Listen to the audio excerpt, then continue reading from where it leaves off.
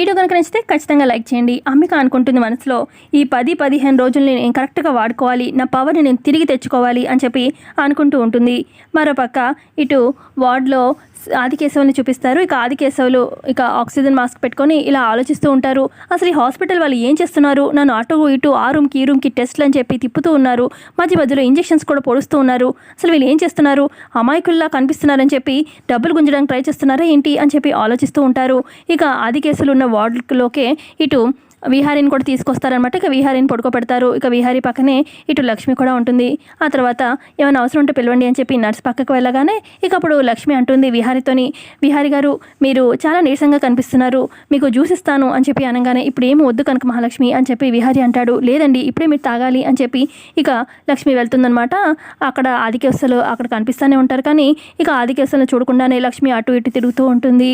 ఇక జ్యూస్ తీసి ఇస్తూ ఉంటుందన్నమాట విహారీకి. ఇక విహారీ కూడా లక్ష్మి అలా జ్యూస్ చేస్తూ ఉంటే లక్ష్మి చూస్తూ ఉంటాడు. ఇక లక్ష్మి కూడా సిగ్గుపడుతూ అలా చూస్తూ ఉంటుంది. ఆ తర్వాత ఇక ఇటు విహారీ ఉన్న ఎదురుగానే ఇటు ఆదికేశవుల భార్య గౌరీ నర్స్తో మాట్లాడుతూ ఉంటుంది. ఇక సడన్గా చూస్తాడనమాట విహారీ అక్కడున్న గౌరీని. ఇక కనకమహాలక్ష్మి అని పిలుస్తూ ఉంటే ఏంటండి అని చెప్పి లక్ష్మి అడుగుతుంది. ఒకసారి చూడు అని చెప్పి కళ్ళతోనే సైగలు చేస్తాడు. ఇక వెనక్కి తిరిగి లక్ష్మి చూడగానే ఎదురుగా వాళ్ళ అమ్మ గౌరీ ఉంటుందన్నమాట. వేరే నర్స్తో మాట్లాడుతూ ఉంటుంది. ఇక లక్ష్మి వాళ్ళ అమ్మని చూసి చాలా షాక్ అయిపోతుంది. ఇటు విహారీ కూడా షాక్ అయిపోతాడు. ఏం చేయాలి ఎలా తప్పించుకోవాలి అని చెప్పి ఇక వెనక్కి తిరిగిపోతుందన్నమాట లక్ష్మి మొహం కనిపించకుండా. నర్స్తో మాట్లాడడం అయిపోగానే ఇక గౌరీ అక్కడి నుంచి వెళ్ళిపోతుంది ఆదికేశవుల దగ్గరికి. ఆ తర్వాత విహారీ అంటాడు కనకమహాలక్ష్మితోని, కనకమహాలక్ష్మి మీ అమ్మ నాన్న హాస్పిటల్ మీద హైదరాబాద్ వచ్చారని తెలుసు, కానీ ఇదే హాస్పిటల్ ఉన్నారని మాత్రం నాకు తెలీదు అని చెప్పి అంటూ ఉంటాడు విహారీ. నాకు తెలుసండి, నేను చూశాను మా అమ్మ నాన్నని ఇదే హాస్పిటల్లో అని చెప్పి అంటూ ఉంటుంది లక్ష్మి. అప్పుడు విహారీ షాక్ అవుతాడు. అదేంటి నీకు తెలిస్తే నాకెందుకు చెప్పలేదు ఇదే హాస్పిటల్లో మీ అమ్మ నాన్న ఉన్నారని అని చెప్పి అంటాడు విహారీ. అప్పుడు కనకమహాలక్ష్మి అంటుంది, నాకు తెలిసిన విషయం మీకు చెప్పడానికి నాకు ఎక్కడ కుదిరిందండి, అసలు కుదరనే లేదు, మిమ్మల్ని ఒంటరిగా కలవడానికి కుదరట్లేదు, ఇక ఈ విషయం చెప్పడానికి అసలు ఎక్కడ కుదురుతుంది, అసలు అమ్మ నాన్న ముందు నేను తప్పించుకొని తిరుగుతూ ఉన్నాను కనిపించకుండా అని చెప్పి అంటుందన్నమాట లక్ష్మి. తర్వాత విహారీ అంటాడు, నన్నంటే గుర్తుపట్టలేరు, ఎందుకంటే మొహానికి ఆక్సిజన్ మాస్క్ ఉంది కాబట్టి, నువ్వు ఈ రకంగా తిరగామంటే ఖచ్చితంగా గుర్తుపట్టేస్తారు, ఇక చాలా ప్రశ్నలు వస్తాయి చెప్పలేము అని చెప్పి అంటూ ఉంటే ఏం చేద్దాము అని చెప్పి అనుకుంటూ ఉంటారు విహారీ కనకమహాలక్ష్మి. ఆ తర్వాత కనకమహాలక్ష్మి నాకు ఒక ఐడియా వచ్చింది, ఇప్పుడే వస్తాను అని చెప్పి ఇక నర్స్ లాగా గెటప్ వేసుకొని మొహానికి మాస్క్ వేసుకొని వస్తుంది. నర్స్ మేడం అని చెప్పి విహారీ అంటాడు, అయ్యో నేను నర్సుని కాదండి కనకమహాలక్ష్మిని అని చెప్పి మాస్క్ తీసి మొహం చూపిస్తుంది. ఇక అప్పుడు విహారీ అంటాడు, నేనే నేను గుర్తుపట్టలేకపోయాను, నర్సు అని చెప్పి అనుకున్నాను, ఇక వాళ్ళేం గుర్తుపడతారులే అని చెప్పి విహారీ అలా అంటూ ఉంటాడు. ఈ లోపల అక్కడికి రాజీ వచ్చి నర్సమ్మ అని చెప్పి పిలుస్తూ ఉంటుందన్నమాట కనకమహాలక్ష్మిని.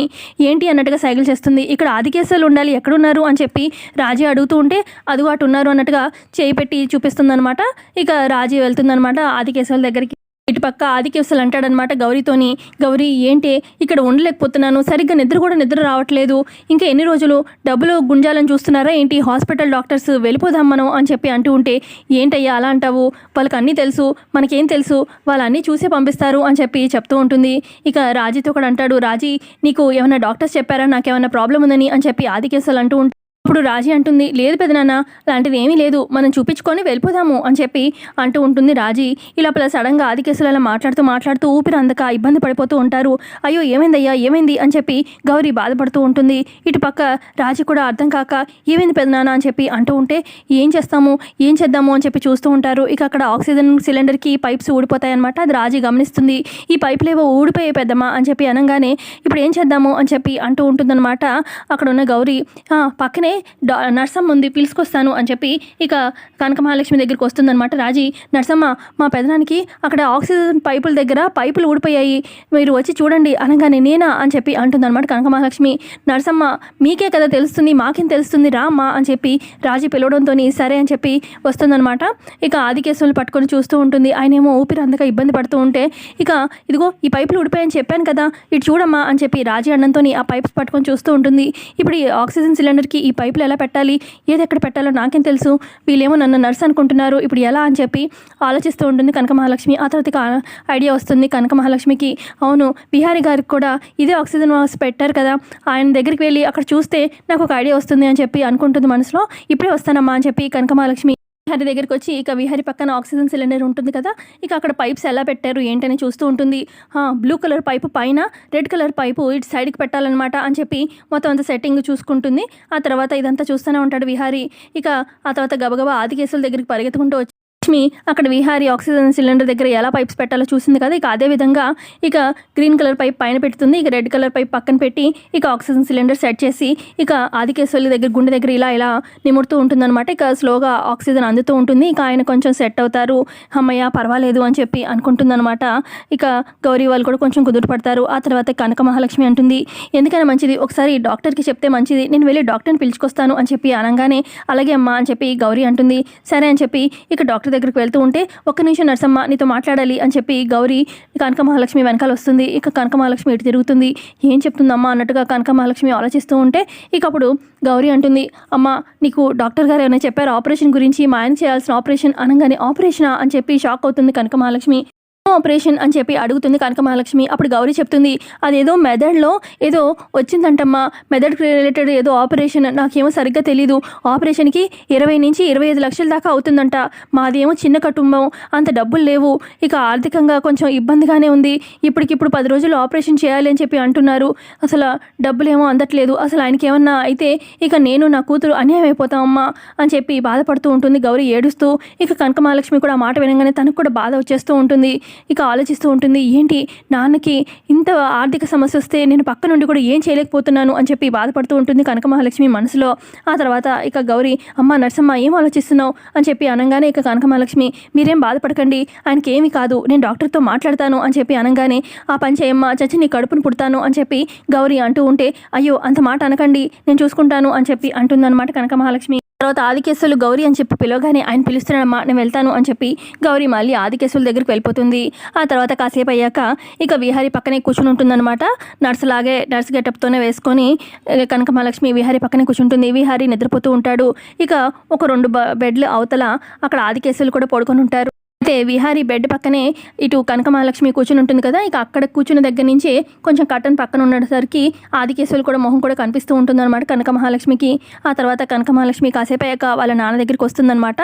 ఇక వాళ్ళ నాన్న దగ్గరికి వచ్చి వాళ్ళ నాన్న చేపట్టుకొని, ఈ నిస్సహాయురాల్ని నన్ను క్షమించు నాన్న అని చెప్పి బాధపడుతూ ఏడుస్తూ ఉంటుంది వాళ్ళ నాన్న చేపెట్టుకొని.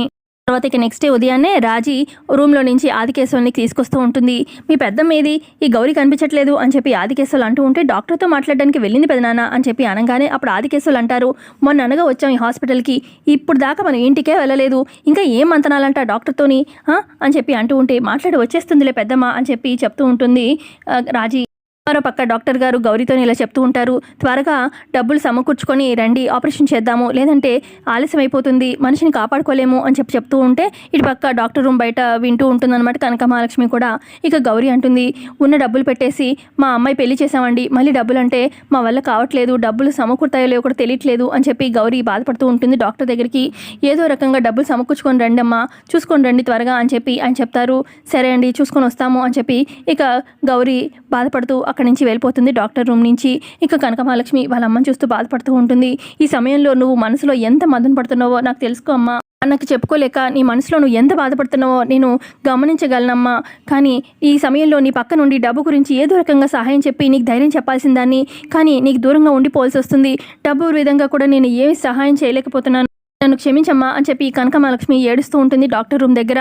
మరోపక్క విహారీని డిశ్చార్జ్ చేయడానికి ఇక తను వీల్ చైర్లో కూర్చోపెట్టుకుని ఫ్యామిలీ మెంబర్స్ అంతా తీసుకెళ్తూ ఉంటారు. విహారీ వీల్ చైర్ సహస్ర తోస్తూ ఉంటుంది. ఇక సహస్ర ఇలా అంటుంది, ఈ లక్ష్మి ఎక్కడ చచ్చింది అని చెప్పి అంటూ ఉంటే అక్కడ పక్కనే ఉన్న పద్మాక్షి, సమయానికి మాత్రం ఎప్పుడు కనిపించదు, ఉట్టుట్టి పుణ్యానికి మాత్రం దిష్టి బొమ్మలాగా అక్కడే ఉంటుంది అని చెప్పి పద్మాక్షి అంటుంది.